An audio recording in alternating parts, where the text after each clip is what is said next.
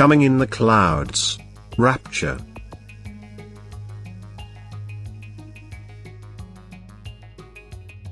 An unusual roar will fill the air as the day of judgment arrives. And this will be the last sign for people, yet it will only be recognized as such by the believers, which will cause them great joy. For then they will be anticipating the coming of the Lord. It requires a strong faith to expect God to be coming in the clouds, for this is such an extraordinary process that godless people just ridicule and make fun of it when it is mentioned to them. They will indeed hear the sound, too, yet they won't see the Lord in the clouds and thus take little notice of the unusual noise in the air and won't let themselves be distracted from their lives. Exuberantly and without scruples they will continue to enjoy it themselves. The faithful, however, will get together and, with a happy heart, prepare themselves to receive the Lord. They will have reached the limit of their physical endurance and know that their time of suffering has come to an end, and in the final hour they will unanimously profess their faith in God, although it will mean the loss of their earthly life, because they will be mercilessly attacked by the world. Yet the appearance of the Lord will thwart the plans of their godless pursuers. For suddenly they will see the believers being lifted off the ground and rising into the air.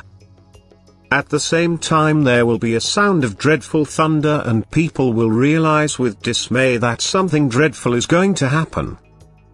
Paralyzed by the unusual process of the rapture, they will be unable to think. They will try to flee and see the same everywhere. Flames of fire bursting through the earth from which there is no escape. And their life will end in a most dreadful way, for the people who rage on earth like devils and are rife with sin cannot be saved. But the flock of the faithful will witness the end of the old earth. The divine work of destruction will take place before their eyes, while they will have escaped and will be safe and secure in a place of peace, as promised by God. This will be the end of one period of salvation and the start of a new one as soon as the old earth is shaped anew through God's will.